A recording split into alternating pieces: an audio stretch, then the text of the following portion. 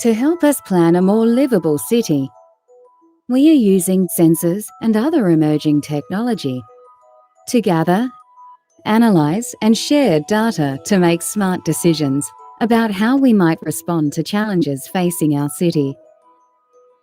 With the frequency of extreme heat events in urban environments, heat stress is becoming a major health concern for pedestrians navigating their way across the urban landscape. Sensors across the city measure localised information, including air quality, precipitation and humidity, shadows and shaded areas, and temperature throughout the day. We can draw on this data to inform planning of future cooling infrastructure where it is needed, and provide information on the coolest parts of the city to travel, so you can find the coolest route and move comfortably through the city any time of day.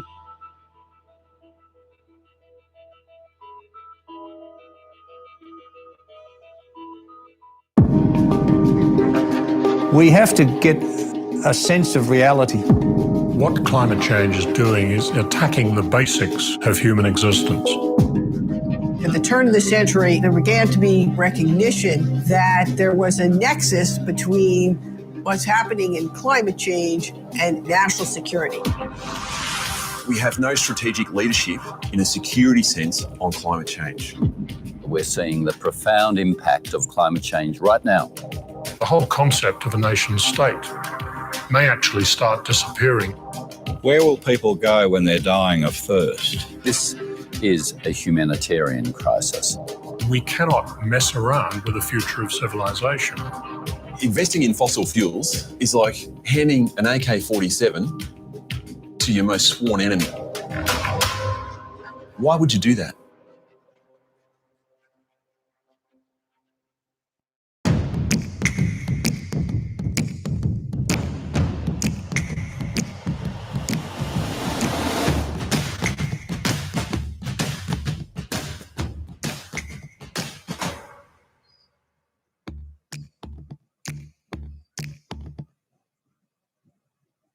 Welcome to this sixth and final event in the RESET.21 forum series, where we are focused on solving climate change, the emergency that we face, and building on the significant momentum and energy around last year's 2020 Climate Emergency Summit. We are at the Melbourne lockdown end of the summit, folks, and in a global pandemic, we have, of course, become adept at pirouetting events, putting on our ballet shoes and pirouetting events into a live stream. So thank you, wherever you join us, for joining us in this live stream event tonight. It is going to be a cracker. My name is Natasha Mitchell. I'm a science journalist, and I am joining you from a kitchen table here on the land of the Wurundjeri, Woiwurrung and Bunurong peoples of the Eastern Kulin Nation. There is no climate solution without your ongoing leadership and knowledge in the driver's seat. Thank you for having us on your land. And the driver's seat will, of course, be a super affordable electric car. The organising team would love to thank major partners, City of Melbourne, RMIT University, Breakthrough National Centre for Climate Restoration and the Safe Climate Fund, and the Capitol Theatre, which of course was going to host us live tonight, but instead we're here on live stream. Tonight's event is part of the National Sustainable Living Festival, which is on throughout this month. The hashtag for the event tonight, #RESET.21, tweet away. We want to build some momentum around this conversation. Our session tonight, be below zero, 2030, emergency action for negative emissions. Emergency action. That means now. That means treating climate change like we are treating this pandemic. In fact, it might mean, as you're going to hear from our speakers, helping us to rebuild after this pandemic by turning to climate change as an opportunity for economic, societal change. Negative emissions. That means we need to reach a point soon where we have not only dramatically reduced emissions to zero within the next 10 years, but we are also needing to pull out the carbon that we have already overcommitted to the atmosphere and which will spin us out well beyond 2 degrees. So we need to aim for net zero and then some negative emissions. So what we want to talk about tonight with 3 fantastic speakers are the top technological disruptions, the rapidly deployed economic and social innovations that will get us to zero in the next 10 years.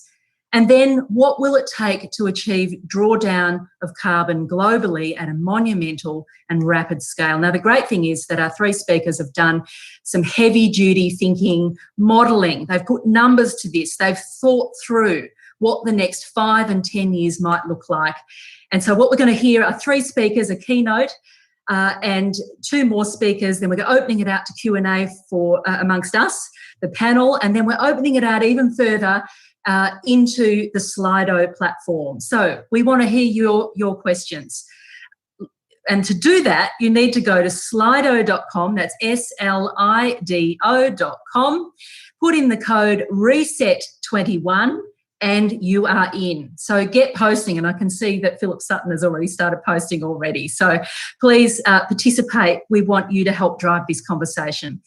Our keynote speaker tonight is, drumroll, a big thinker with an eye for detail, Dr. Saul Griffiths, who will make a moonshot, a war effort style pitch to get us where we need to be. Saul is an Australian-American engineer, inventor, serial entrepreneur. He's a father. He is a founder and chief scientist at Rewiring America, a coalition to address climate change and jumpstart the economy by pretty much electrifying everything. He's founder and chief scientist at Other Lab. They're an independent R&D lab, and through that he helps government agencies and Fortune 500 companies and a whole lot more understand energy infrastructure and develop new technologies for deep decarbonisation and much more. Please welcome Saul Griffith. Thanks, Saul. Thanks, Natasha. My name is Saul Griffith. I'm actually now living, thanks to COVID, in Wollongong. My plan at the beginning of last year was to move to Washington, DC in March. That plan ended in late February. I know I was going to be doing a year walking the Hill and trying to engage with American politicians on both sides to rewire America. But today I'm going to talk to you about what we learned while doing a lot of that work that was virtual, as it turned out last year. And I'm going to try and put it in the Australian context and how do you decarbonise Australia really quickly. With that, I'm going to share some slides and I'm going to go through all together too quickly, probably, but you can play it in slow motion on YouTube after you've seen the talk. So here we are. If someone can nod and confirm I've got my slides up. Rewiring Australia. So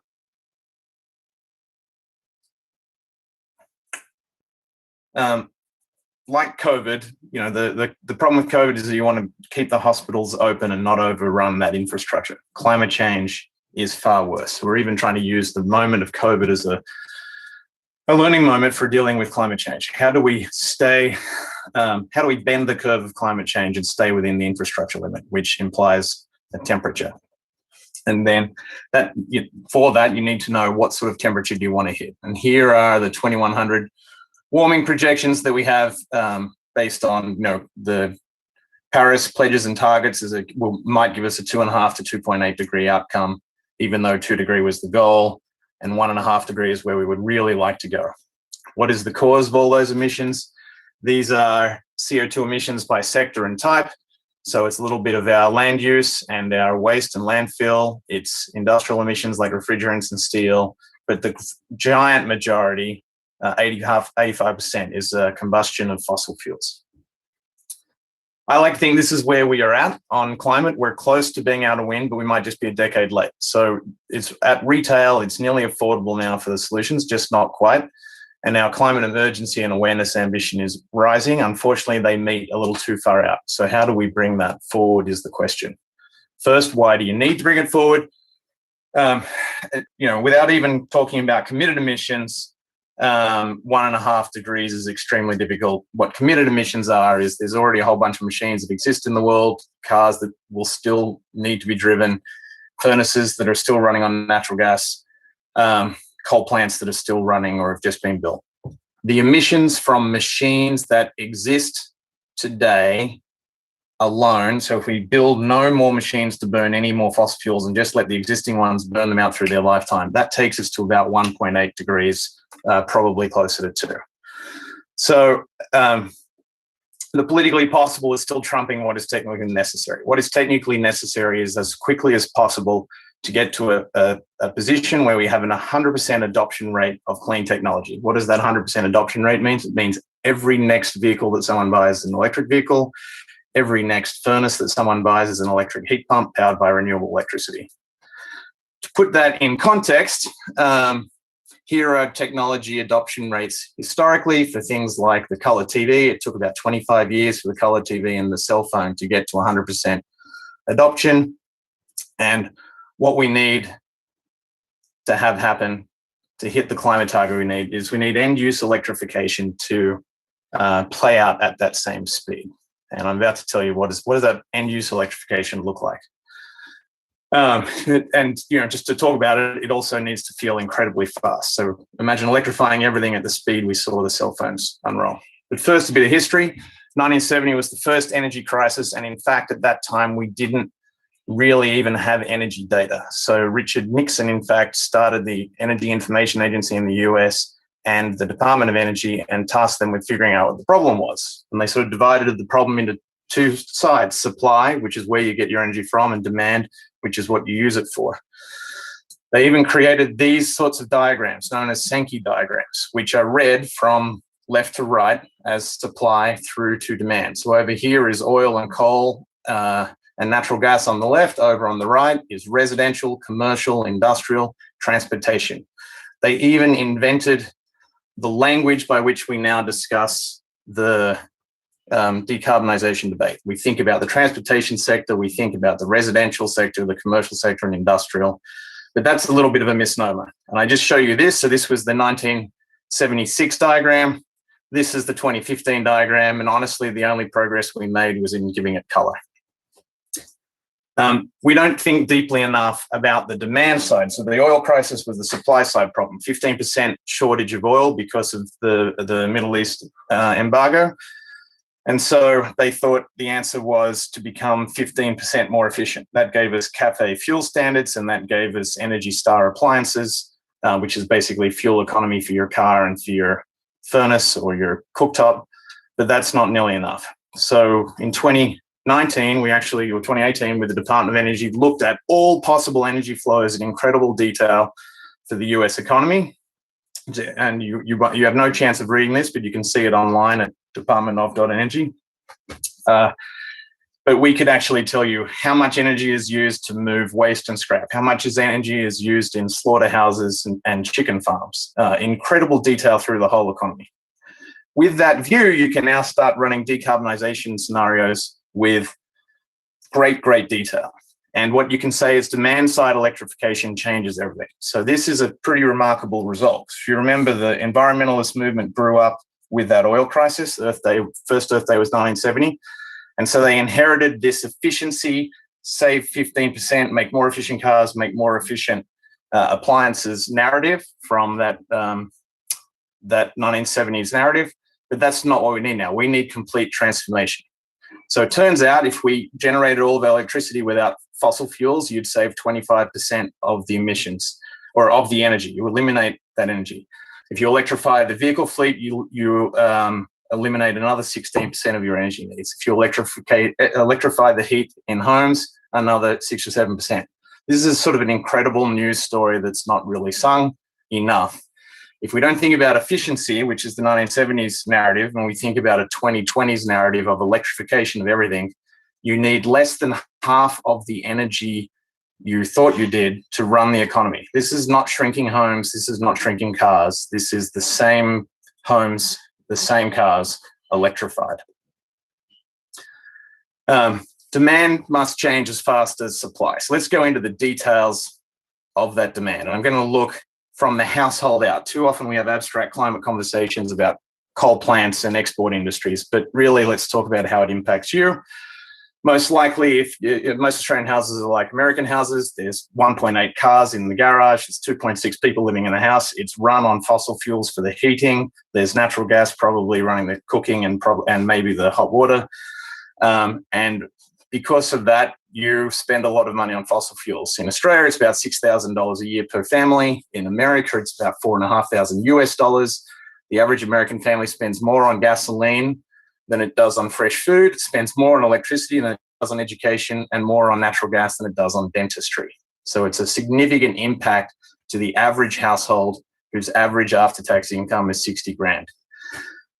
So we actually looked at, for every state in the US, and I've recently done this for Australia, which we'll get to, all of the energy used by every single type in the house. You can see the household, the majority energy use is gasoline or petrol, which is the big blue bar. The electricity is yellow, and natural gas for heating is red. So how do you decarbonize that home? Well, you have to electrify 2 cars in the garage, put solar on the roof, put a heat pump in for the heat, electrify the cooking, add a battery, upgrade the load center, and connect it to the grid. That's a pretty simple recipe of 8 pieces of 21st century infrastructure. And I use the word infrastructure carefully, and we'll come back to that later. Turns out the current amount, that's the current energy use on the left for an American home. That is the future use on the right. We haven't shrunk anything. We're just using the efficiency of the electricity. We can look at that then in savings. Oh, and we end up with a remarkable result. Sorry, my computer slowed down. So by the prices, we will see batteries, wind and solar and grid electricity in 2024 in the US, you would be saving $1,000 per home in the US, and by about 2028, about $2,500 per home per year on their energy if we could make the transition to completely electrified homes. We just did the study cursorily for Australia, and you would see similar results. So with rooftop solar providing half your energy, electrified vehicles in the Australian garages and driveways, with electrification, heat and cooking, the average Australian household would save $2,000 a year. That adds up to $20 billion per year in total savings to households. That's a significant number, and I want you to think about it. And you want to think about, why don't we have that conversation in Australia? That's because Australia's energy flow diagram looks like this. It is completely dominated by that giant grey bar at the top, which is our energy exports. So everything else we do is below that. That's the domestic economy, and grey is the export economy. We export 600% of the energy we use domestically. Those fossil exports import $80 billion and makes a huge lobbying industry that's not really helping us here. But what they never mention when they talk about our coal and liquid natural gas exports is we use nearly half of that money to buy oil. So this is why the conversation about electric vehicles in Australia is so dysfunctional. So that fixes half the problem. So think about that $20 billion we would be saving in households. We're already in a position to be net positive, but Australia hasn't played nicely. We fudged the IPCC by pushing negative emissions and excluding exports from the accounting, so we don't do true accounting, which is the bad side of what Australia has done. The good side is we're leading the world in rooftop solar. The training and certification programs here have us at $1 a watt installed. That is the envy of the world. In America, it's $3 a watt. So when I give this talk in America and I'm angry, I say Australians are great. They did solar right. But we're failing on electric vehicles. We're failing on electrifying heat. And we are not yet realizing the economic benefits that we could for the household. It sort of shocks me that a party from neither party has yet latched on to making this a retail political conversation about the Australian family and saving the family in Geelong or Penrith or Parramatta $2,000 a year while decarbonising. I think we can and should lead the world in decarbonising, and we should save money while doing it. And I'm going to go out with a little bit of a radical idea, but with some data. This is vehicle age distributed by household income. And no surprises, the wealthier your household, the newer your vehicles. And you can actually map that to electric vehicles. So for households with $300,000 income or more, there's a 70% chance their next car is electric. But for the median household, it's about 25%. The reality is that the homes that can afford to decarbonize today, the energy prices don't matter. The homes for which the savings really matter can't afford to decarbonize.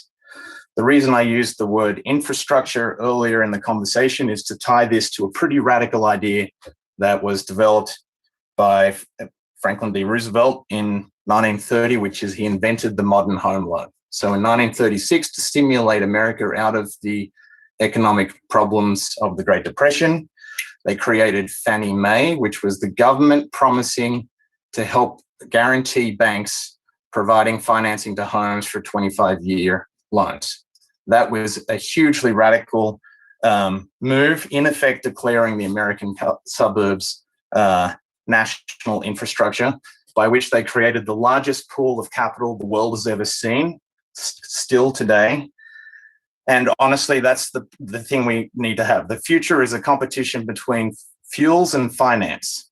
If we could finance these upgrades to all of our homes, we can decarbonize. And then the cost depends upon the interest rate, which is why it's important for the government to play nicely and guarantee low interest rates. And then we have to make the finance available to all families. If only the wealthiest 50% of families can afford this, we do not solve climate change and we perpetuate inequities. Done well with low-cost financing, we could repair some of our old injustices as well. This is how we could rewire Australia, and I can't wait with you all to change the dialogue here and have Australians overthrow both sides of the politics until some new party arises who's going to fix this at the speed and scale we need. Thank you.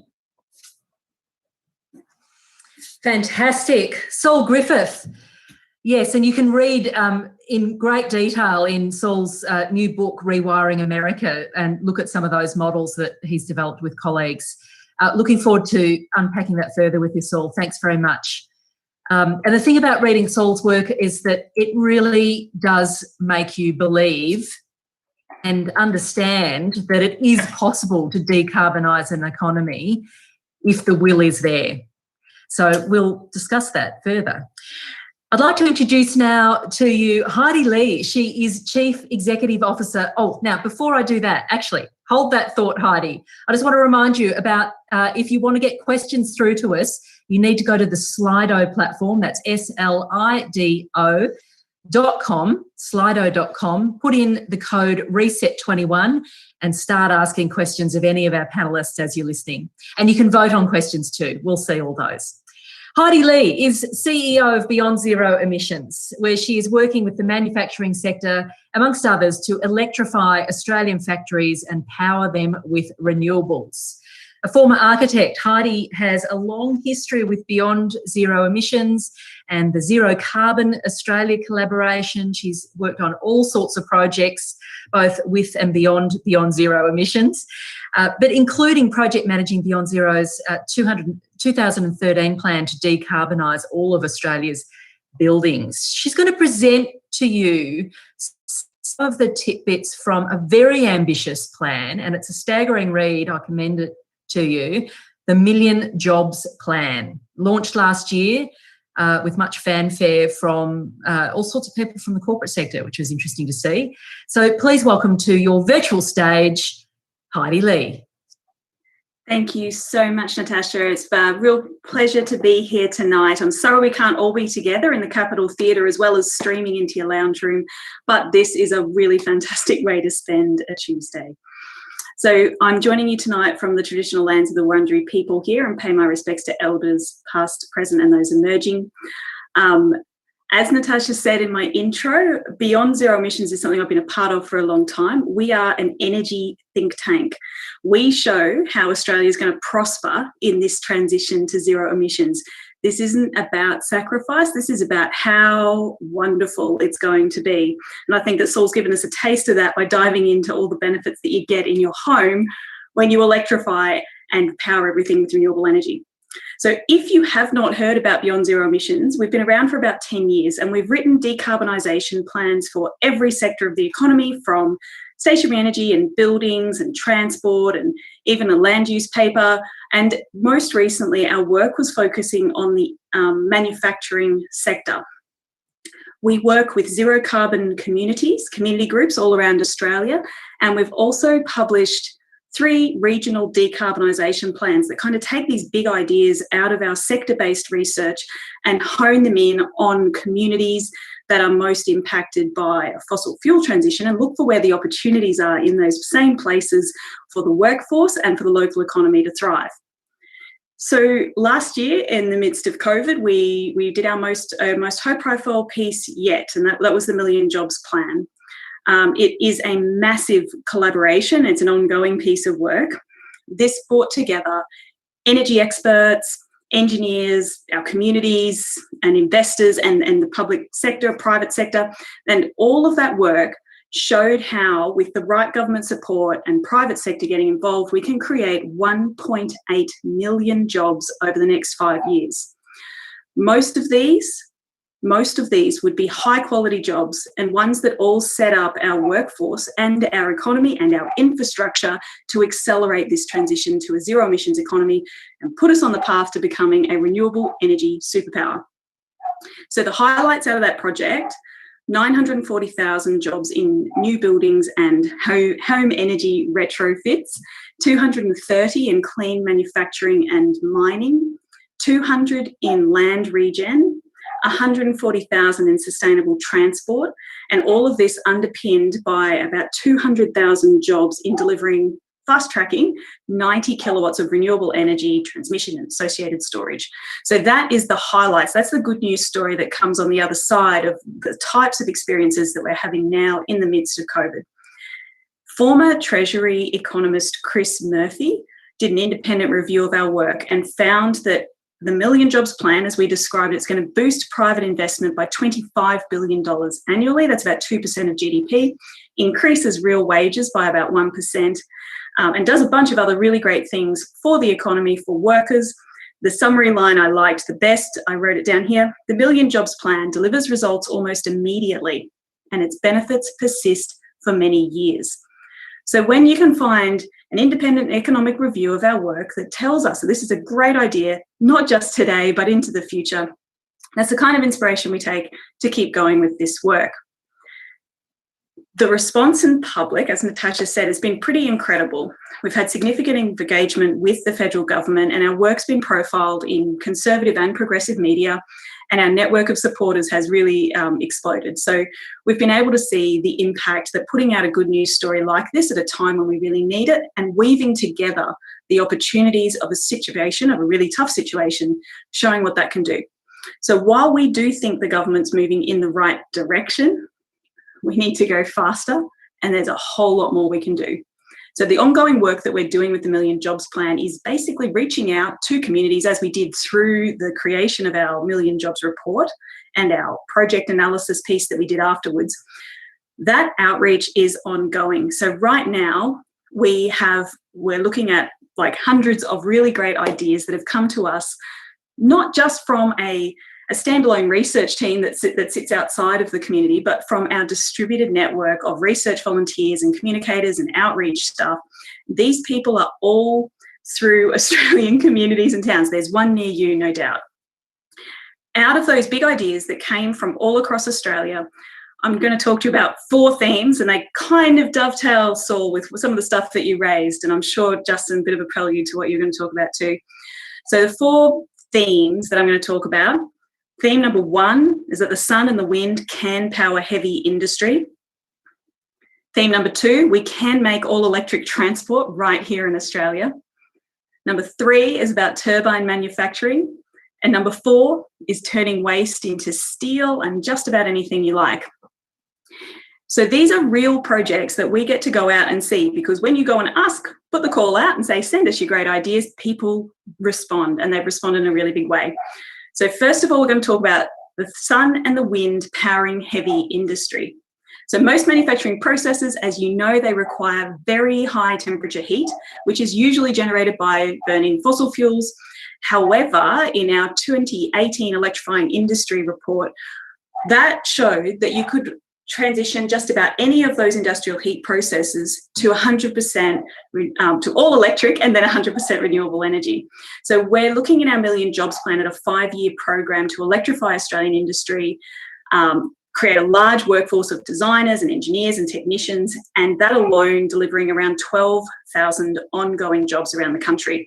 So this is the upside to actually aggressively attacking this problem and saying we can do this. So one example that I really like is a small company called MGA Thermal. They can help us shift to renewable energy by providing a new way to store that energy as heat. That's clean, that's economical, it's scalable.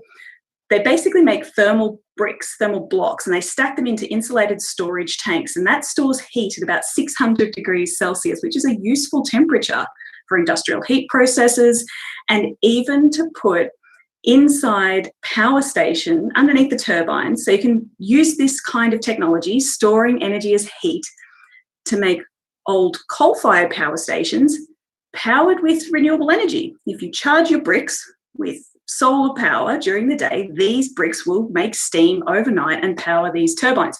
And they're actually looking at a couple of opportunities in the Hunter Valley to start to road test that technology with old power stations. So that's a really exciting one. Theme number 2, we're going to make all electric transport here in Australia. We heard about the benefits why from an energy point of view, but it's cleaner, it's quieter, it's less polluting in the streets, and it costs less to run when powered by renewables. If we electrified all land transport in Australia, we would increase electricity demand by about 1/3 while drastically reducing the need for imported oil. So this boosts our fuel security and takes our overall emissions down by around 15%. So a huge opportunity here. If in the next 5 years we chose just to electrify public transport buses, we could deliver 19,000 jobs. If we wanted to, we could go further. We could get more jobs, or we could be making the batteries for them. We could be assembling the all-electric engines here in buses, but also in trucks and cars. And so we could really take that industry to the next level here in Australia. And we think one way to spark that is to make that commitment to electrify every public transport bus in the country. Theme number 3, and I think a favourite among many people on the call tonight, will be the turbine manufacturing story. Most of the cost of wind farm development relates to the purchase of the turbines. Turbine manufacture, it's really labour intensive, and large turbine manufacturers, they'll only make components locally once the market reaches a sufficient size.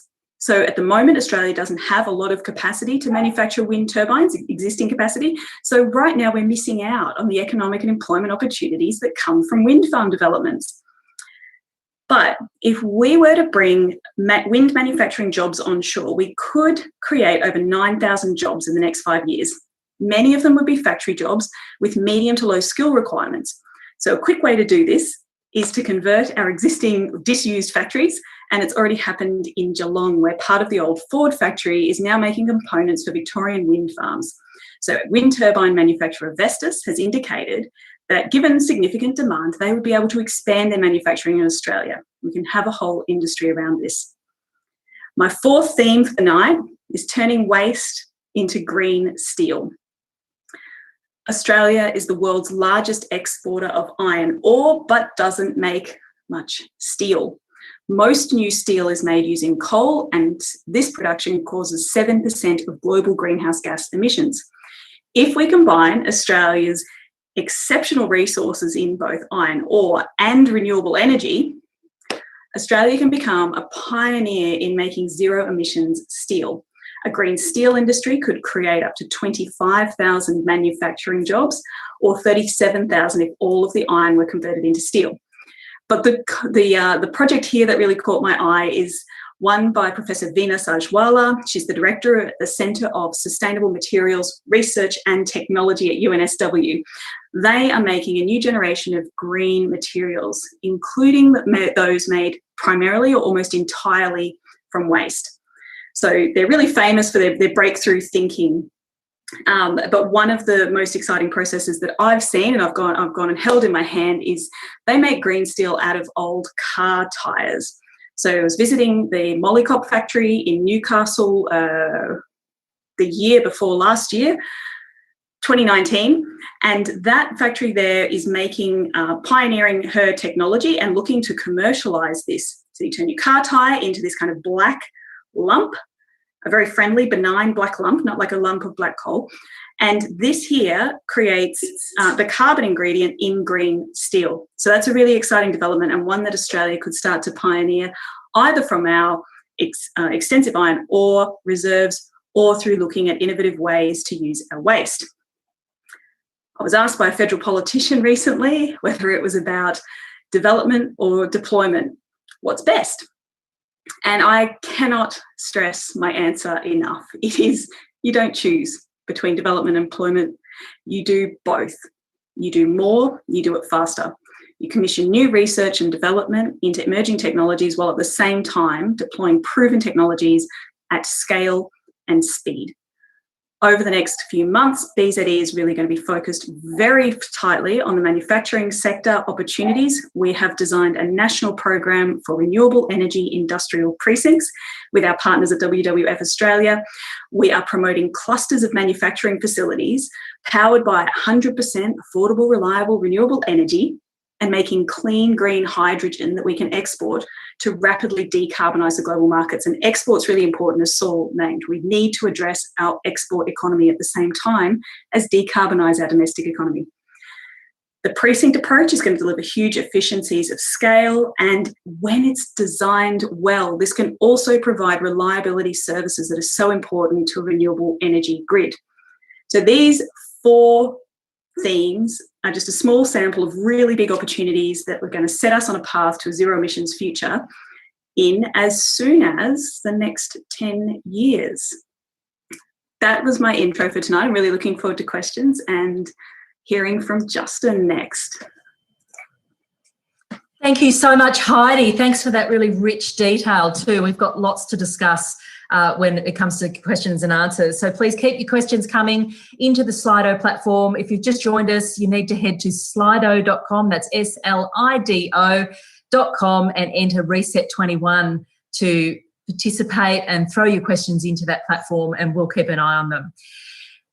So next up we've gone kind of from the energy inside your household, the energy in manufacturing. Now we're flowing on into landscape scale interventions. And Justin Borwitz is Professor of Biology at the Australian National University via the University of California, San Diego, and the Salk Institute and the University of, other universities as well. He's one of Australia's foremost experts on genetics, plant biology and soils, 3 of my favourite topics. His work at the ANU Centre of Excellence in Plant Energy Biology uses genomics to study how landscapes and plants adapt to variable and changing climate. So this is vital, vital knowledge. And his team are also developing very interesting integrated systems, if you like, that better connect agriculture and natural ecosystems. So using natural processes to better draw out carbon from the atmosphere, capture it and store it into soils and crops and other mechanisms. It's really powerful and interesting work, and I think you'll be very interested in the possibilities. Please welcome to our virtual stage here at RESET.21, Justin Borwitz. Thanks, Justin. Take it away. Thank you, Natasha. And thank you, Heidi and Saul, for leading off tonight. It's a pleasure to be with you guys. I'm speaking to you from Ngunnawal country in Canberra. And we have a lot to learn still from Indigenous people about how to better manage these dynamic and changing landscapes.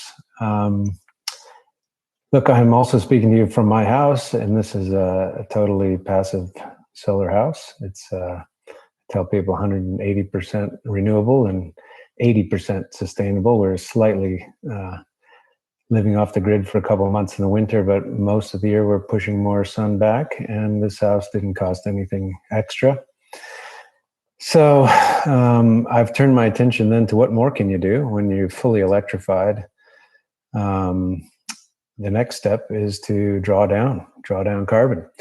And Australia actually has an outsized role, a relatively huge country to a small population. So cleaning up our own act is the first simple step, and Beyond Zero Emissions laid that out a decade ago when I first came to Australia. And I think we'll quickly get there. Can we go farther? Can we go deep negative? I'll tell you about what I think we can scale to negative gigaton per year in Australia. That's 10% of the world's drawdown solution. So let me jump into the slides. See how that goes. Are we on?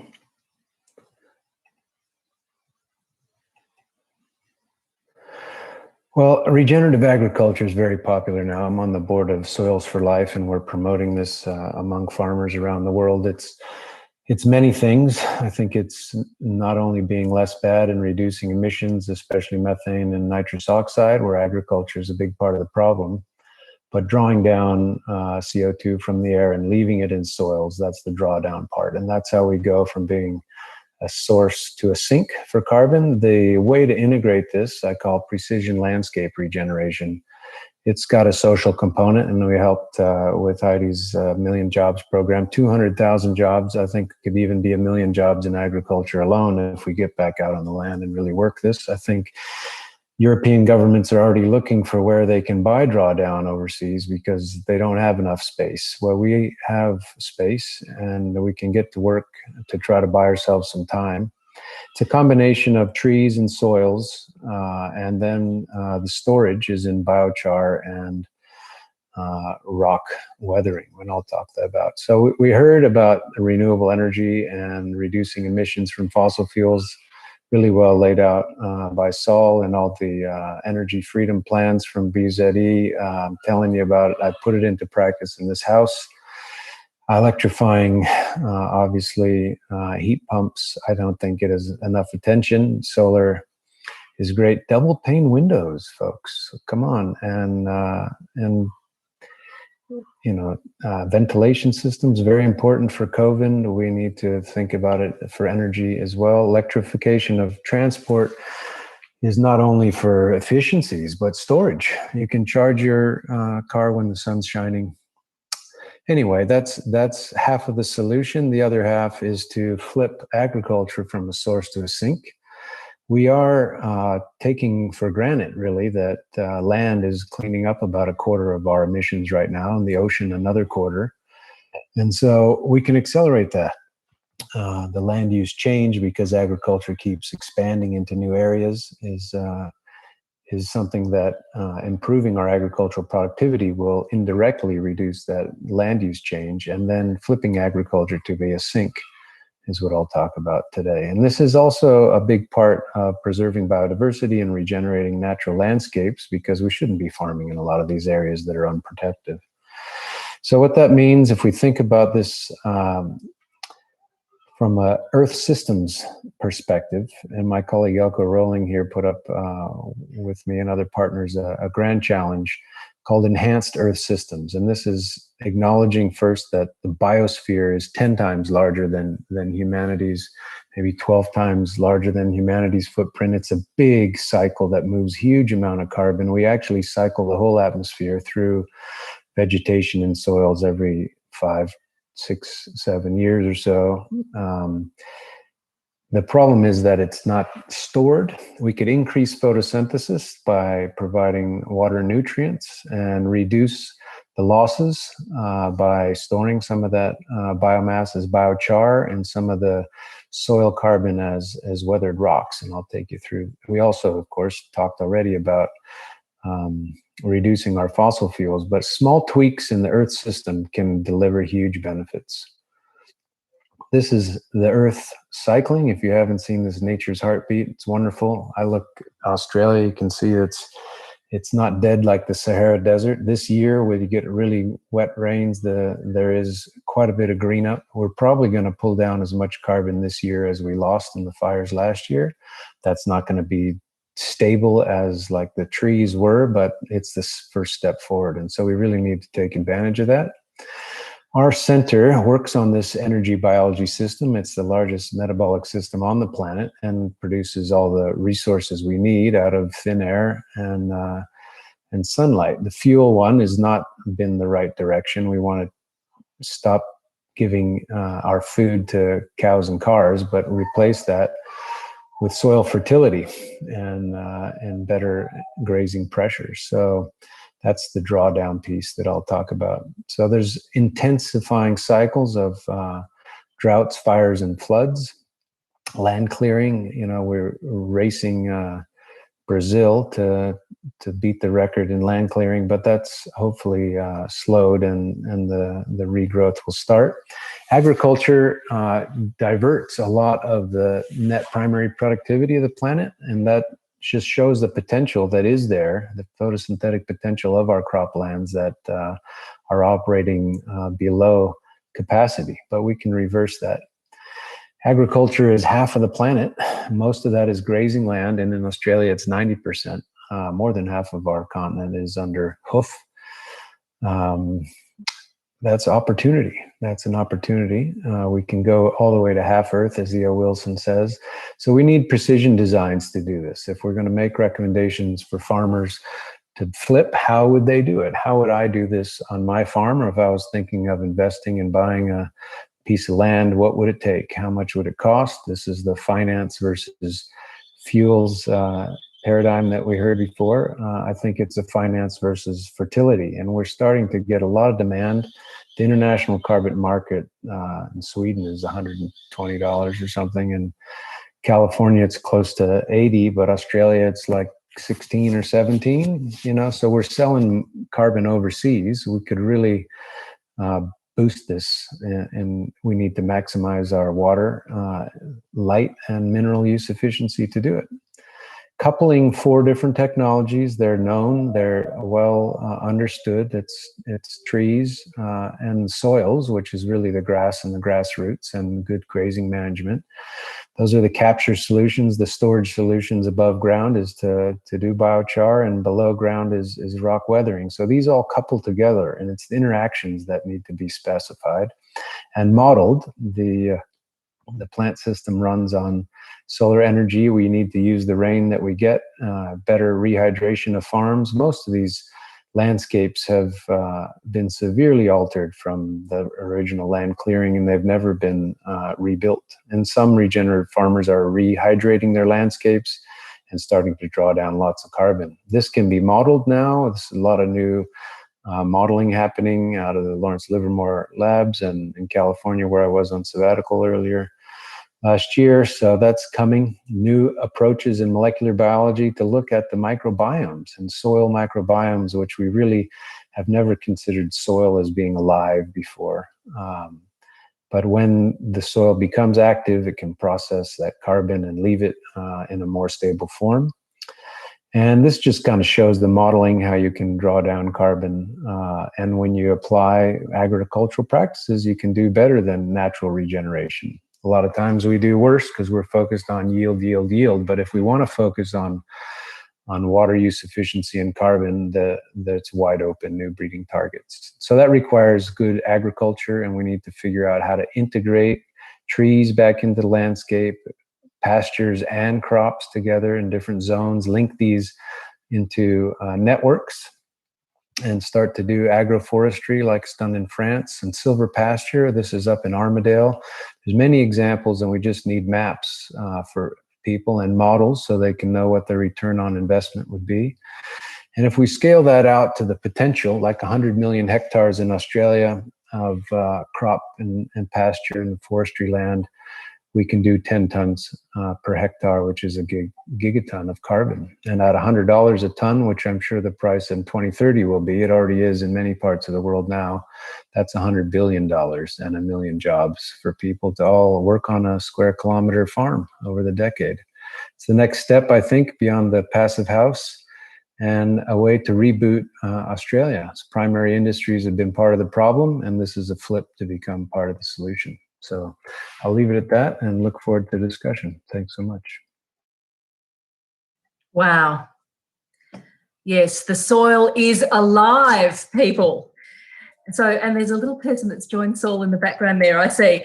So thank you so much for that presentation, Justin. And I know there's a whole lot of detail that you can't cover in 8 or so minutes, but let's try and drill into it a little bit further together. So let's open out the floor for discussion. We'll have a bit of a chat here. We've got about 40 minutes left for our session, so we're going to weave in some of your questions along the way too. So please, just a reminder, if you've just joined us, head over to slido.com, slido.com, put in RESET.21 and start those questions flowing. So let's just, where do we start, people? And I guess, and I will throw in a question at the very beginning because from Anonymous, Saul, what can we learn from historical examples of emergency responses like wartime speed and scale? And I think this is interesting because I wouldn't mind a comment from you all on, here we are living through a global pandemic. It has been very interesting watching systems within the public health context mobilise, sometimes not aided by the politics of the time, but certainly we've mobilised. So what are you all thinking about in the context of this pandemic, about how we've mobilised around a pandemic and how we might mobilise around climate change? Saul? You should let Australians talk about, although I am Australian, you should let the half of me that is Australian should talk about how Australia did great mobilising around COVID, and the half of me that is American should perhaps not mention it. But specifically, well, it's interesting you say that. It's very interesting you say that because you're all about looking at examples in American history, particularly wartime examples where America mobilised effectively, and your argument's kind of gone out the window with the pandemic. I just finished a book for MIT Press called Electrify, and it's really based around how quickly can you do this transition. And so first it starts with what is necessary in terms of a timeline, but then what is the best that you can practically do? And that's why I can tell you absurd facts, like the average car is 12 years old in the US, and the average furnace is 18 years old, and the average hot water heater is 14 years old. And that's the rate that we're probably going to have to try and replace those things. But the other side of it is, for the big things that we need, so wind turbines, solar cells, and batteries, we're about 16x off the production rate of solar to be providing the world with all of its energy, half from solar, and we're about 12x off on wind energy from in terms of a production rate, and we're about 10x off on batteries. So we need to double the size of each of those industries about 3 times to get there.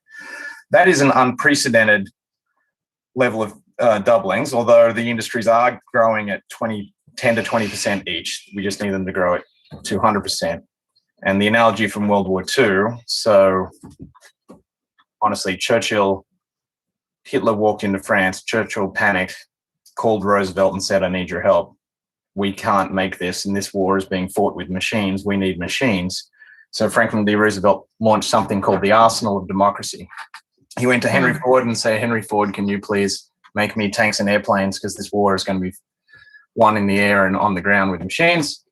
Henry Ford said, no thanks, I'm still selling some to the Germans, so try someone else. So he went to a guy called Henry Knudsen, who led the Arsenal of Democracy and arranged for American industry to go from producing a few hundred airplanes a year in 1939 to 5,000 heavy bombers by 1940. I'm going to help you out with your little dude in the background. Hey, little dude, you're making a big racket. We've got a big audience here who's struggling to hear your dad. So if you want to hang out, you can hang out, but just be a little bit. He did promise me that he would be quiet, but I think he's excited to I think all young people need to how we're actually going to hear how we're going to solve climate change. So So we really want to hear what your dad's saying. So yeah, if you could be at peace for us just for the next. I invited him to listen. He's okay, good. Okay, rock on. Go for it. So that was production doubling every 6 months through the war. Yes. So realistically, if we really hit go and the world's financiers and governments got behind industrial scaling, we could probably get there in about 5 years to be a steady state.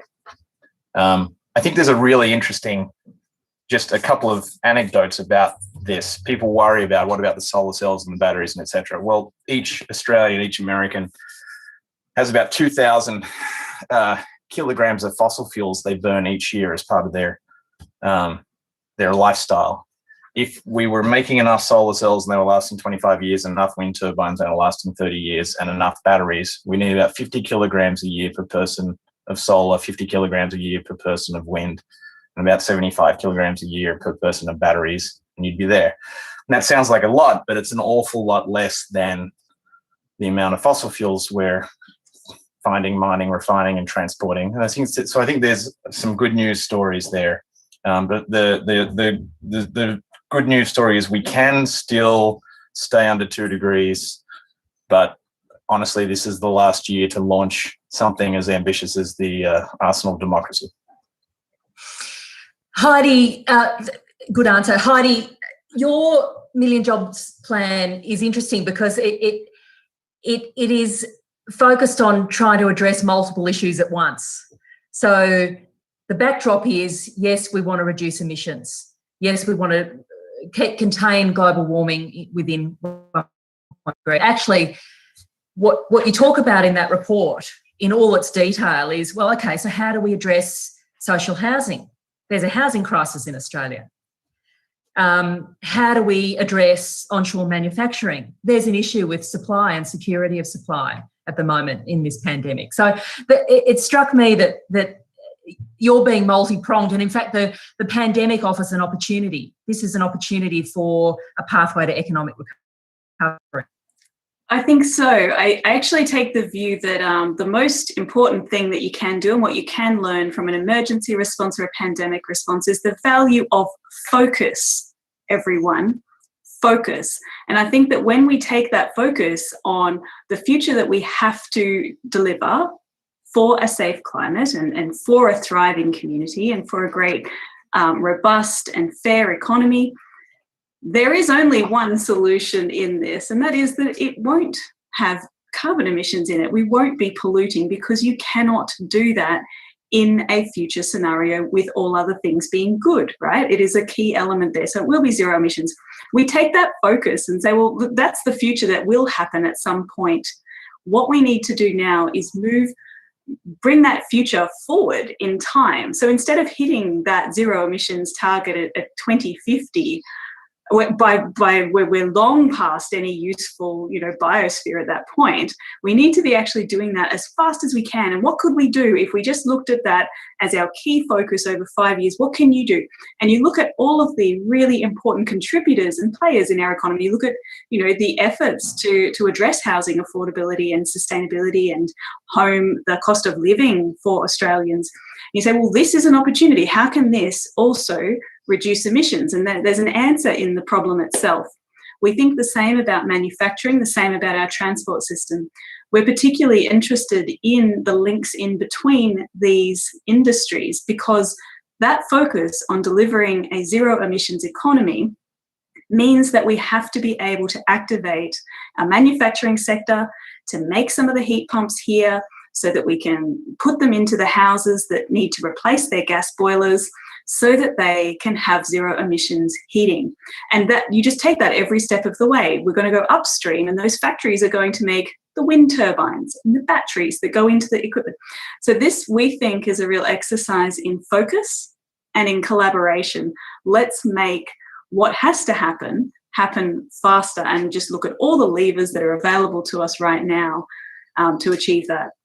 Natasha, if I might, we did a similar study in the US, same scope. How do you decarbonize and the job creation? And you'd create 40 million jobs at peak, 25 million in the short term, and 10 million new jobs sustained in the US to fully decarbonize. The interesting thing about those jobs is that the majority long and short term jobs. I mean, it's easy to throw those figures around, and I know you guys have done the back end modelling. But when you throw those thousands around, people are going, well, are they jobs that I would be able to do? And I'm not a manufacturer, so what can I contribute? Right. So I was just getting to that. Or are they jobs that will last long term? Absolutely getting to that for you, Natasha. So the majority of those jobs actually end up being in the built environment, and they're unexportable jobs. The majority of the jobs are not actually going to be in solar and wind manufacturing. They're going to be in the installation, and so they're going to look like tradies jobs.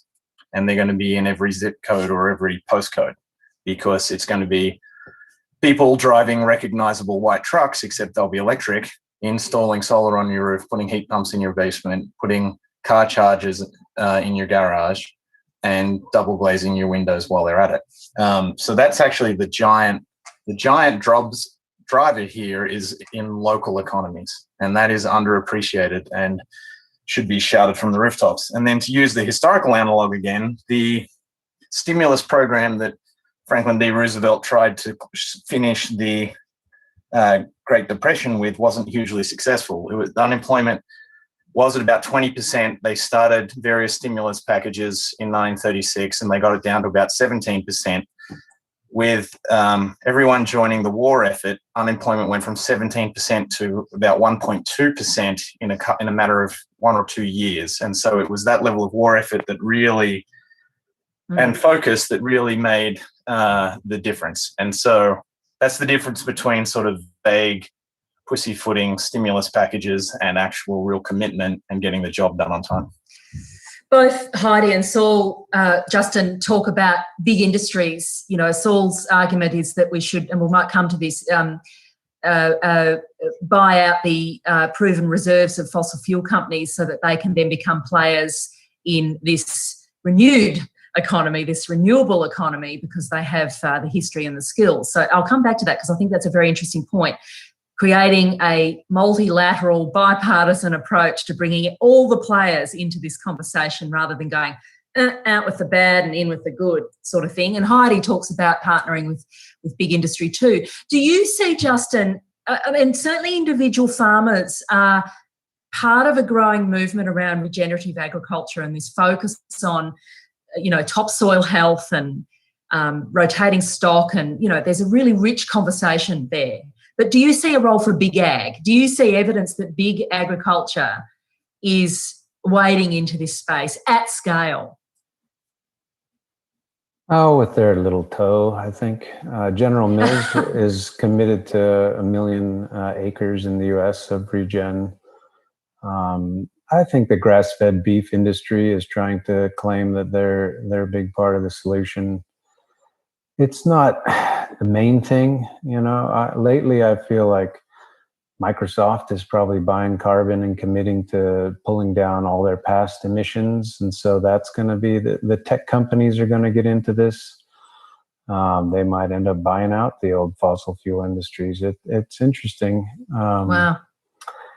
Some you know, mid-size, I think venture cap, new ag tech is dabbling in this stuff. Certainly precision agriculture, being smarter with fertilizer and using mixed varieties and, you know, elite variety. There's a lot of good things. So Microsoft becomes a farming company, hey? Everybody wants to get into it from food. I'm also kind of bullish on these synthetic or at least plant-based burgers that are going to be displacing factory farms and feedlots and stuff like that too. But they're sort of still locked in, I think, at the moment. Give them a few more years, or they'll tend to be kind of slow to change their business models. And this is why having a price on carbon will help incentivize that. Not enough, says Saul.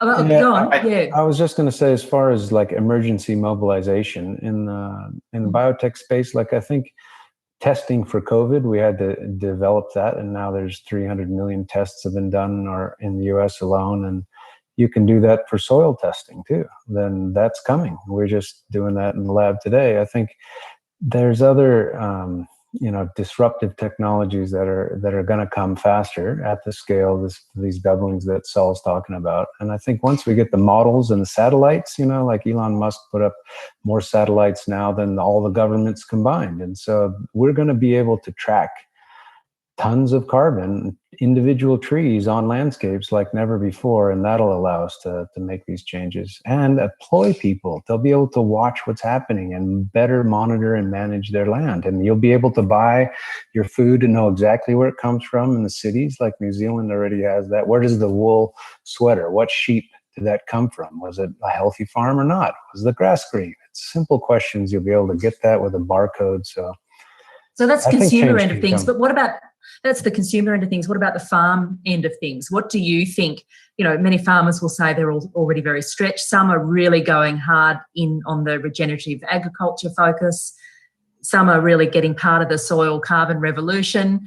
But what does it take for farmers to see opportunity? I mean, you talk about virtuous cycles, for example, but once they start seeing the benefits, then they kind of reinforce. Right now, I think they've got debt, the banks' payments and the markets, international volatility. So if they could have a little relief, whether it's government drought relief or just some financing, we have a partnership with National Australia Bank to try to incentivize regen. And so they're looking at 10-year yield predictions that are looking like they're getting worse every year. Whether if you turn your practices, just like investing in renewables and solar, it takes money up front and then it pays off really quickly. And the same thing in agriculture. And so we need some transitional finance and some stimulus and some instructions, like you just say electrify. Well, not many builders know how to do that. And the one that built this house actually went broke. I had to finish it myself. So we have a lot of training to do in this new area and the finance. And then the solutions are there. There's another sector, training and research and education. But let's look at the role of government. You like historical analogues. So here's one that's not American, although it has a little bit of an American anecdote. There is precedent for buying out fossil fuels. So America and England both had slave problems. America resolved it with a civil war that still has political hangovers today in the United States and endemic racism that's challenging. In Britain, a politician called William Wilberforce led a successful effort to have the banks loan enough money to the British government to buy out all of the slave owners. So he bought the freedom of all of the slaves. Now, that did give a lot of cash to some people who you could arguably say weren't great. And it did take a long time. In fact, it was 2018, hundreds of years later, when those debts were finally paid off. But modern British banking system, which really was revolutionary in the world, was sort of built on these principles. So there's precedents in financing to do this, the precedent in government, and maybe we should say thank you to the fossil fuel industry for 100 years of giving us the good life, and then help capitalize them to get this done. Remember, it's 25 years after the founding of Tesla, and they're producing a tiny fraction of electric vehicles. Startups will not and cannot get this done on the time frame required. This has to be partnerships between startups and industries that are already at scale. So what role do you see for fossil fuel companies in particular? Because, this is not the way the narrative has gone. And clearly we need a new narrative, don't we? We need to say every player needs a role. And fossil fuel companies have major agency in the way that climate change has been talked about and the way it has been addressed up until now, sometimes in a really problematic way. Can I jump in here? Yeah, sure. Justin, Well, I've sat in the boardroom with some of the lobbyists of the earth sciences talking about, what's the future of fossil fuel companies? Are they energy companies that are going to shift from non-renewable to renewable, or are they carbon companies that are going to shift from digging it up to sucking it down? And they said, we're not sure yet. Probably some of both, and they're going to wait until all the research is done, all the markets lined up, and the laws have been changed, and the hedge funds have shifted, and the shareholders are demanding it, and then they'll pivot. And they do have the big equipment, they do have the infrastructure, and I've said on other podcasts, the industrial regenerative agriculture would be fine, and that really misses with people's heads. Industrial agriculture is the problem. Fossil fuel companies are the problem. If they become drawdown companies, well, all right, people misconstrue what these fossil fuel companies are. They're already banks. None of their operations are performed by them. They don't own the discovery and the equipment, and they very rarely operate the mining pads. And so they are literally just arranging long-term financing for these assets and acting as a giant bank. So they already know how to play the game of finance versus fuels, except they're playing on the wrong side of the table. Let me come to Heidi, and then I'm going to go to questions now because we've got about 20 minutes left. Heidi, let's take an example. So you in the Million Jobs report talk about green manufacturing at length, green steel. You've alluded to that in your presentation. So what do those companies that are getting into that space, what are they saying about why they're getting into that space? You know, what does it take for a kind of juggernaut of a traditional manufacturing company, heavy manufacturing, heavy industry to go, whoop, I'm going to pirouette tomorrow, which is what we're asking people to do? So when I'm reaching out to industries, like to manufacturers, to talk about these things, I think that there's one kettle of fish, which is the very big resource companies, right? They're very big manufacturers. That's one scale, right? But you end up with a different type of problem. So we're interested in supporting regional communities who have really strong manufacturing base, and they're small and medium enterprises. But by definition, there are hundreds and hundreds, thousands of these small and medium manufacturers. And that's where we look at things like just the deployment of replicable technology being the answer to that. And that is the topic that needs support. It needs upfront finance to be able to make the shift from a gas furnace to a heat pump to do your industrial process heat for your factory. You need that because there is no capacity either on your balance sheet or in your knowledge base in your operations to go and do some research and development and go and find your own grants and do all that kind of stuff. So we have a whole lot of stranded capacity if we shift too quickly without taking them all along with us. I think that the opportunity here, and what our research is showing, is that when you approach this as the opportunity and say, well, let's look at what benefits we can provide by scaling up our production of solutions for those small, medium factories, then we can start to see a difference on the ground faster. And it shouldn't be up to individual factories to start to make a fuel switch ahead of the time of these pieces of equipment falling over. Our manufacturers have not been well supported for decades. The industry, the whole sector, is shrinking. What we need to see here is an opportunity to step in and say, this is a valuable sector of our economy. These are valuable workers, and we're going to sustain these jobs because they provide skills and they provide products that we're going to need as a country to have this resilience that we're looking for now. Let's approach this as both like the problem and the solution is actually to roll out the technologies that are needed. They're already proven. They're off-the-shelf things. No R&D required here, and you can transition dozens of them. So but BZE, we're really interested in not the ASX 100 or the Fortune 500 companies as much as, so there need to be some of those companies in our renewable ecosystem part, our renewable energy manufacturing precincts, but we can't only have those. We need the whole system because that's where you're going to start to get those efficiencies of technology and efficiencies of innovation and creativity. They're going to see the R&D propagate to get the new technology on the ground as well. Okay, there are lots of players in this conversation. A whole of society, every species. Go on. So, I think it's important to point out, I think general audiences often mishear this conversation. I really want to emphasize that the human capital and the physical capital that we're talking about is right now well timed with the actual changeover that we need to see. So imagine we're going to do 50% emission reductions by 2030 and 100% by 2040. That may not be the setup for this conversation, but it's more realistic and it's better than 2050, which is where governments around the world are setting their goals. That's 20 years, which is really a human generation. And so it's not a matter of stopping and the jobs tomorrow. It's just training for different jobs starting tomorrow. And the fossil fleet and the fossil equipment will retire out with the retiring skills over those 2 decades.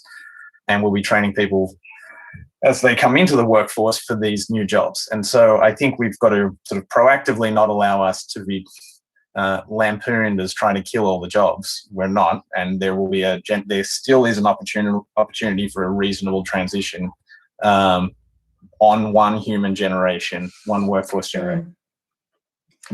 What we need, of course, is someone to stitch this narrative together, and also to offer the incentives to trigger all sorts of sectors. Education, getting those kids trained up in the skills that they need with the vision a shared vision. We need industry to go, oh, I see a possibility here. There's a market for me here. We need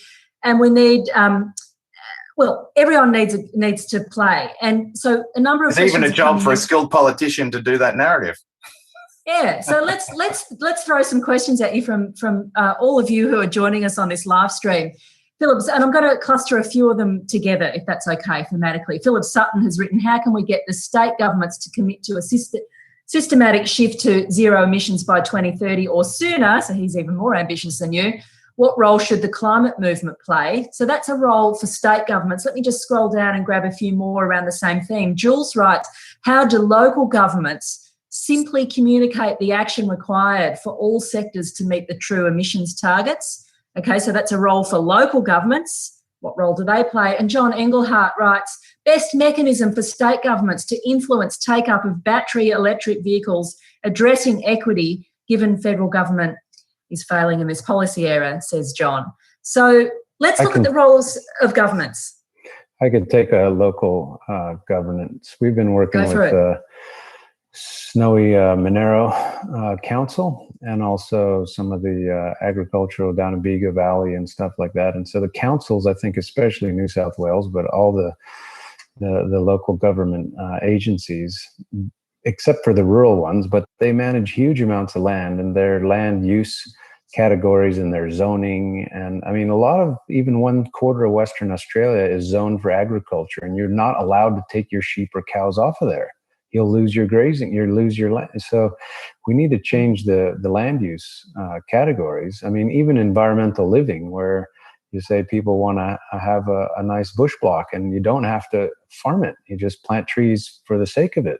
And there are a lot of biodiversity credits that people, you know, if they're clearing suburbs in Western Sydney, they have to offset that with someplace else. So there's a lot of money and demand out there for these opportunities, but it hasn't been pushed through the local councils. They tend to be, you know, the old farmers are on the councils and they do things the way they have. So, I mean, Beyond Zero Emissions is way ahead now in working with local governments. And I think changing the land use, if I could help in any way with that, it's a real opportunity. Yeah, and someone has thrown in here, are our ag schools teaching regenerative agriculture in Australia, or is it still considered fringe agriculture? So there's a role for educators. Just back to that question about governments though, Heidi and Saul, your take on what role, you've talked quite a bit about private sector engagement, what role, and industry, what role do governments have here?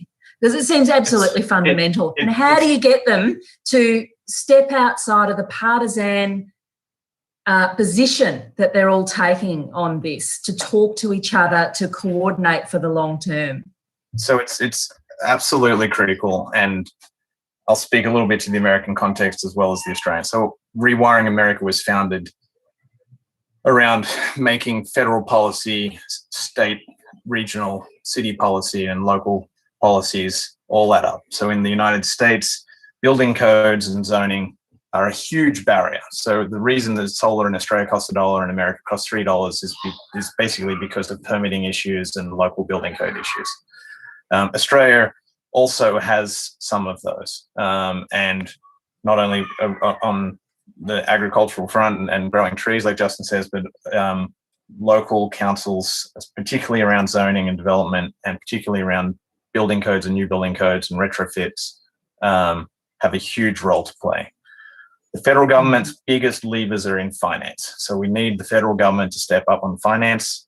It needs to look to history and then be bold. You know, there's not going to be much of an economy left in 2050 if we don't fix this. So they've got to fix it. I'd like them to understand, you know, just as it is for us as individuals, a mortgage is a time machine that lets you have the future you want tomorrow, but lets you have it today. So we need the federal government to basically mortgage. Like, we will win the industries of the future, and Australia is poised to do very well industrially, personally, in terms of agriculture and exports, if we do this boldly. If we don't, we're screwed. So we should be borrowing the money and investing in that future.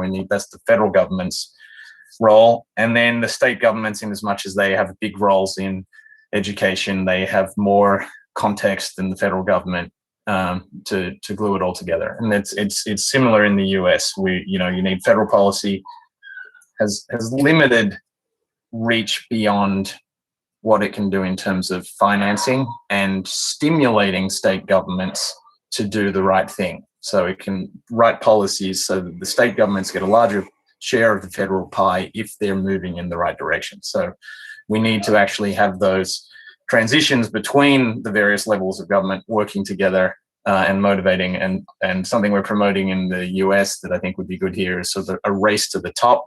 So biggest federal piles of money go to the states that are moving the fastest. That would be the type of program you'd like to see.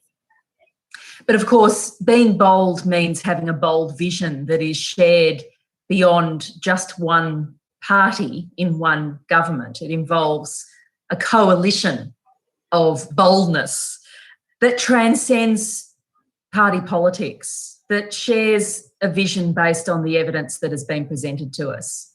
So that is challenging. That is the challenge. Yeah.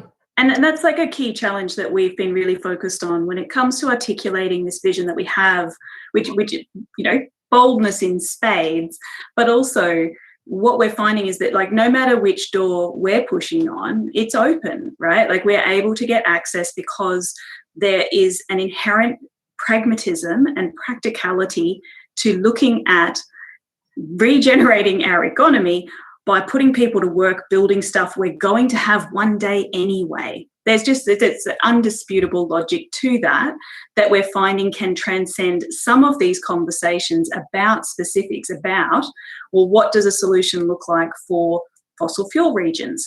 What does the solution look like for cost of living in our suburbs? And it becomes the same kind of persuasion there. So I think that when we look at the role of government in this, we're looking at the government providing the biggest levers there, scale and speed.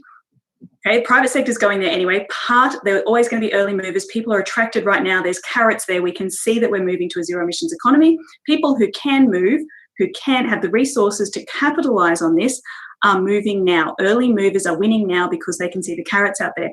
I think that what we don't yet have a shared idea about is just how close that stick is coming up behind us, where we're going to start to find the cost of inaction catching up with us. So for those sectors who haven't moved, our export market is a fantastic example where we are going to get shut out of global markets because we are not providing relevant goods and services. There'll be no demand for things that we currently export mostly. That's true in agriculture. I mean, that's what's happening for Meat and Livestock Australia. The buyers overseas said, Australia's always had the highest quality production, but is it green? We don't know. So they've come up with a 2030 carbon neutral, carbon negative, by a bit target. And they haven't quite figured out how to do that. But the demand pull, international investors are pulling us. And that's why, the governments can argue about details and slow the process. But I think the public demand is there, and the finance is shifting, and international demand. Australia get pulled along, and we should be able to get to the front of the pack. Even electric cars. We have all the minerals in this country, and we can refine those with renewable energy. So we're already biggest exporter of lithium. We have huge amounts of nickel. Like, we can reprocess the batteries, right here. Yeah, the whole lithium story is fascinating, isn't it? From your report, Heidi, we're the world's biggest export of lithium, but we actually, what was it, 0.5% of what was that figure again? And can I just throw into the mix here from Anonymous? Today I got a quote for solar with batteries, and it was $30,000. How do we make this affordable for the middle income and below? And I'm sitting in the middle of a boiling hot house right here with poor insulation, and let me tell you, I have the same question. Well, I think our answer to that is exactly what Saul is talking about at that macro level, the mortgage, the future right now. So when we look at that, we say that those low bars, and I loved your bar chart where you said, okay, below this median income point, you're not going to be getting a electric car, and you're not going to be getting the savings. So we identified that same like income cohort, that household income cohort. They're also the ones that are not going to get another $20,000 or $30,000 on their mortgage. They're not going to extend their mortgage to like do some house upgrades because over time it will save them more. We need to make this simple and easy. And one of the things that we have a lot of in the commercial building sector, where most of my work experience is managed energy services contracts, energy performance contracting, where when you build your building and you put your heating and your cooling and your water services in there, the people who design and install those services are responsible for delivering the energy performance, the efficiency that they said they would on the label. Now, that very rarely happens in practice. In the commercial sector, this is stuff that's been around for a while, and it is already in small amounts in the residential sector, but it misses that target audience at the moment, the people who can benefit the most, and also the opportunity to turn our suburbs, where most of our homes are not well built, they're wildly inefficient, we're wasting so much energy. Like Saul says, it's literally 50%. And Derek has thrown into the mix here. Thanks for your question, Derek, or comment. I would love the opportunity to tie those two questions together. And let me just add this from Derek, because I want to get the participants who are posting like fiends. Derek writes, retrofitting solutions such as heat pump double glazing to existing housing stock will be hard. If people have loans, they won't spend more to improve old houses. I have that problem. That's exactly right. And for that, the peak performance contract actually says you don't pay up front for it. Your retailer, whoever you pay your bills to now, your Origin Energy, that retailer there, they will commit to giving you a set fee for your energy, and they are incentivized then to make your home more and more efficient because they've already billed you at this price and you've signed a contract, so you'll pay that for a number of years. They are then, in this theory, it's not Origin, I promise it doesn't exist yet, but in theory, you could then set this same company up who sells you electricity can also come and provide you with your window upgrades. I don't know if you can see my window back there, but that's not, that needs an upgrade. So give you double glazing, look at your draft proofing, upgrade your appliances to efficient induction cooking, upgrade your heater, your water heater to electric, put solar panels on your roof, put your car charger up the front, get your all of that can be done. And every efficiency gain, that surplus, that gain there, that difference between the fee that you've committed to and what it actually costs gets split then. There's an incentive that can kick back to the company. They get a reward for saving you money instead of a financial reward for making you spend more. We need to remove these split incentives and make more opportunities for people who don't have a $20,000 or $30,000 loan to play with to have affordable, comfortable, zero emissions homes. That's the California energy market too. I think, which you've had experience of, Justin, and Saul too. California, I don't think you should really be looking to America for great examples on many things. I'll be straight up. And yes, everyone thinks that the Biden team is going to make Australia move in the right direction. I'm glad they are, but having something of an inside view, Biden team is already setting up to be disappointing on any target mentioned on this show. Ooh. Can we quote you on that? Sure. Politicians around the world are still, they like round numbers. And so we're setting targets like 2050 and 2060 because they're round, not because they're scientifically based. And that is still happening. But and there is not the type of leadership. Every time you saw Biden or Harris stand up at any debate, they winced after they said climate change or energy, as though they knew it was a difficult cause. We still do not have an orator who can stand up and look the public in the eye and say, we're not there yet. Today, yes, it costs you $30,000 for that solar and battery, but the solar is now economic, the battery isn't. But that's because the battery industry is lagging the maturity of the solar industry by 10 years. It will be there when we launch this mission by 2024, and then I'm going to save you money. And I will subsidize the market and do market shaping and market building with all of the levers of government to get us there. And we need some politician in Australia to stand up and run on that, instead of being essentially shrills for natural gas and the fossil industry, and not expressing a vision. And I think this is really the failure in Australian climate politics, is to tie this to the politics of Parramatta, right? You need to not make it sound like abstract industries that I'm probably not going to go and get a job in. you got to make this sound like you're going to attach it to the good life that I'm going to live in my suburban home, and you're going to improve my household economics. And we still don't have anyone standing up and saying, we can do it. We can now see the point. We can use modeling of the cost reductions of solar, which is still reducing at 19% a year, batteries at 22% a year. And if we get those things by 2024, we can see those savings of $2,500 per Australian household, and that's real savings. So we need a politician to stand up and say, we will shape the market and subsidize the market until we get to that point.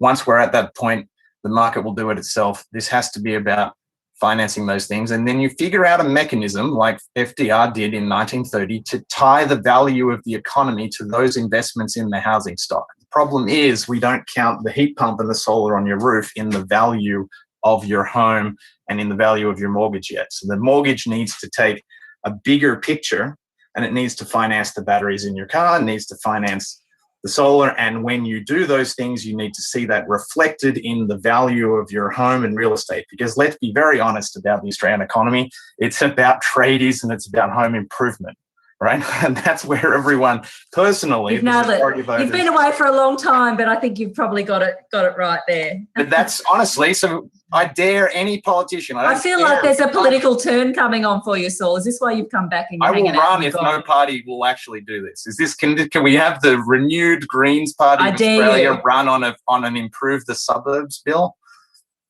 Well, it's interesting you say that, because Sally M has written here, where was it? No, anonymous. Politically, it seems like bringing the coal communities on the transition is critical. Who is mapping out a viable alternative future for them? And we saw that with the car industry. We've seen that with the go Justin, and with Latrobe Valley here in Victoria. Shut down a coal-fired power station, and what offerings? I can tell you, Newcastle, because they have the equipment to shift from mining fossil fuels to mining basalt. And if you crush rocks and spread it out on farms, it'll weather CO2 out of the atmosphere. And if it runs down into the ocean, it'll, if you go up to the Galilee Basin and you load, instead of black rocks, if you load minerals and put that down, it'll fertilize the Great Barrier Reef. So there's huge new opportunities in carbon drawdown for the same communities that are going to be, and they're the same rural communities that could get into agriculture. And the mines are actually, when they clean up mines, they're some of the leading regen. They have the industries in their back pocket. It's 1 or 2%, it's like a dabbling in it, like greenwashing, but it needs to go. They can do it when they want to. So I think it's an encouraging stat to lead on from that. Like when we looked at our 1.8 million jobs, they're job years, they're over 5 years, they're split, there's construction and ongoing jobs within that. 70% of those can be available in our regions. And like Saul said, the other 30% are looking at distributed jobs through our suburbs, delivering those home improvement savings. The 70% of those jobs can be available in our regions in everything that Justin is talking about, as well as the manufacturing and the transport, and there's still towns and cities out there and homes to improve, and also building out the renewable energy. Like we're not there yet. It's a positive trend, but we need to do more of that and do it faster also.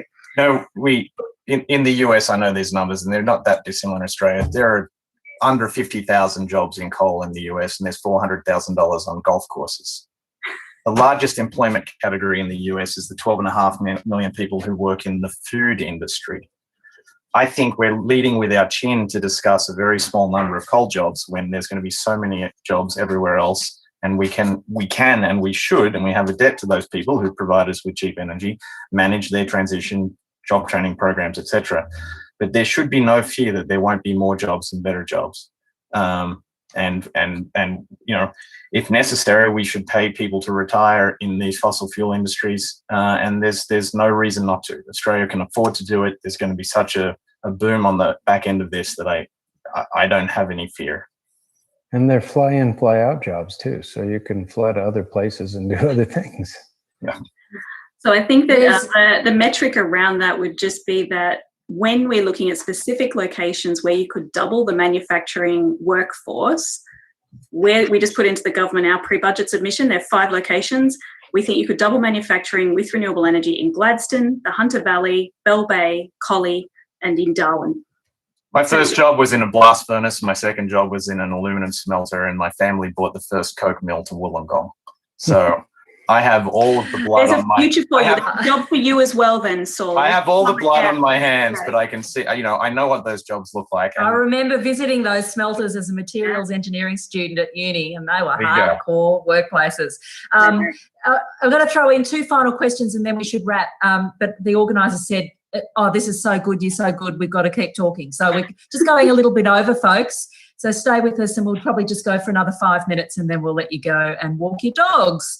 Greg McFarlane wrote here, I've heard when using 20-year GWPs, now I'm assuming that means global warming potentials, animal agriculture is a major greenhouse gas source. Is this true? If so, do we need to cut this sector as well as fossil fuels? So there's another sector that Greg is proposing needs some kind of transition from his perspective. Any thoughts, Justin? Yeah, definitely. I think methane is always,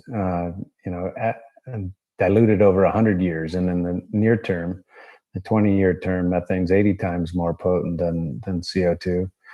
So there's seaweed cows can eat, but just demand reduction. I think that's the biggest one that, it's not a zero. It's just a lot less meat, once a week or something, once a month. And high quality, pay for regen beef, pay $100 for a great steak in Sydney, make an event out of it, figure out where this food comes from. There are some leading farmers that do produce some high quality meat. But yeah, most of this is just low commodity global export stuff. And it's just tearing during the drought. It was horrendous. And we depopulated. The animal stocks now are quite low. Grass is recovering. So we don't need to overgraze in the future. We should come back with high quality rather than quantity. The people were patting themselves on the back about the Paris Agreement and countries, nominating voluntary commitments, et cetera, but then it became clear from the IPCC's 1.5 degree report that we're screwed if we don't act fast and now and actually have much more ambitious goals than what the Paris Agreement has laid out for nation states. And so Sarah, one of the summit organisers, has said, please ask this question: how do we stop the climate movement from backing crap goals, such as, now I think this is net zero by 2050 or even 75% by 2030 reduction, I guess. This is a vague question. I don't quite, yeah. So how do we actually talk truth here? I think and then I want to ask you a wrap question about how do you stay hopeful in the face of the need for rapid action. So go for it, all of you. Everyone needs to remember that the commitments that are being made are getting better every year, right? So what used to be 2100 is 2060, and what used to be 2060 is 2050, and 2050 becomes 2040. And, then all of a sudden you have Boris Johnson, who is hardly the bastion of climate forward, saying no more electric vehicles in England by 2030. So although none of the global... No more petrol vehicles, you mean? No more petrol vehicles. No more... that's right. No.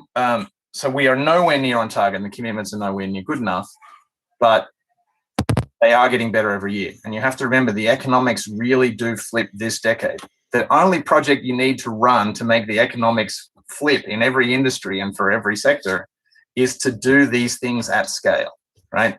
Every time you double the size of solar production, the cost comes down 19%. Double battery production cost comes down 22%. Everything's going to be 2 or 3 or 4 times cheaper once we're doing it at the right scale. So that's going to flip the politics. I can imagine conservative governments around the world in 2024 winning government on a platform of the free market has spoken and clean energy is the cheapest. Right? I'm bullish on that too. I think that people are making, progressively stronger commitments, but they're weaker than they need to be because they feel like it's a cost. It's like bitter lemons. I guess I could eat 1 or 2 more of them, but I really don't want to. It's a pain to change. It's going to cost me something rather than this is a pleasure. This is an opportunity. This house is more comfortable. It's energy efficient. This is the only way that kids should grow up. And it doesn't cost any more. You're paying your mortgage anyway. This isn't something that I eventually will do. It's something I can't wait to do. This is, we're all in. Is there still a chance to pick a fight? I want to pick a fight with Heidi. You've got 1 minute. All right. Because then I've got a question for the kids. So you're sticking around. Oh, kids. fantastic! You stick around. You're going to ask a question. All right. So here's the rub. There's going to be a lot of money to be saved at the household level. There are 3 sets of people setting up to take that pot of money home with them. One is going to be the AGLs and the existing utilities.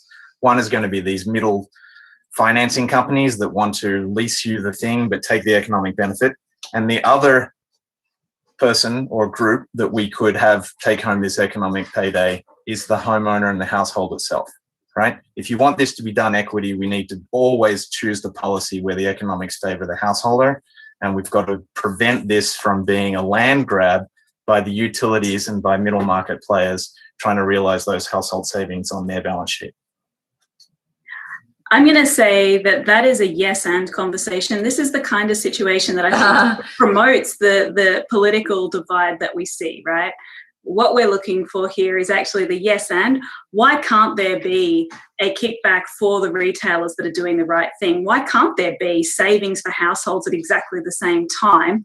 And why can't you win when you run an election campaign based on savings for householders in our suburbs? Like, this is something that we can make happen. And I think that the role of the climate movement that you were asking, the environmental groups out there, is to make sure that we're supporting the right ideas and not getting ideological about who we're going to support. And we'll never support them because they belong to a particular breed of politician that we don't agree with. Support the right ideas and support them loudly and proudly, because that is the way that we're going to shift the public narrative and support for the right things to happen that we need to happen really fast. Look, fantastic conversation. I just love the level of detail, because we need this detail now. We need specificity in every one of these conversations. And I would argue in the media as well, every interview needs to be full of specificity around this issue. So, hi, kids. I'd love to hear from Justin's son and Saul's son. And just a wee, I know Saul's son's definitely up for it, but Justin's son might be there too. What one thing would you like to see done to fix climate change? One thing, just one thing.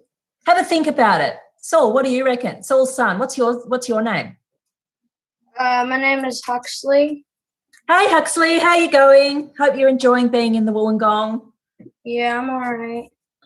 What one thing would you like to see done what if every to fix kid got an climate electric change? go-kart and it was legal to drive electric go-karts to school because we dedicated a traffic lane to light electric vehicles? Can I drive one too? Go on, Huxley. It's your. That would be great, but like, I just feel like, I don't know much about like all these things and the average household stuff, but like, I don't know. I just do whatever helps the most, just as a whole in general, because, like, if we screw it up, then there won't, it'll be harder to, do go-karts and stuff like that. So probably whatever helps the most. I don't know. Thanks very much, Huxley. But my dad probably would. Thanks, man. Thanks. I'm looking forward to you taking over from all of us. And Justin's daughter has just joined us. Hey, how are you? Thanks for joining us. We were just going to put it to you. What one thing would you like to see done to fix climate change? It's a big question. It can be a little answer. I want to see the government actually listen to us and pay attention more to our lives and what we want to live in. That's a great Thank you so much. What was your name? What's your name? Eva. Eva, thanks so much for that. And Heidi's children have joined us too. What about you? Hello. I could hear you and the puppy dog out the back. What about you? What would you like to see done to fix climate change? Well, that's one little thing.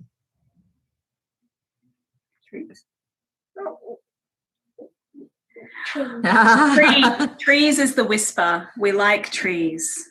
We like trees. I'm up for trees. And I have to say, like, in answer to both these questions, the go-kart and the optimism, Follow us on Twitter if you don't already. It's at Beyond Zero News.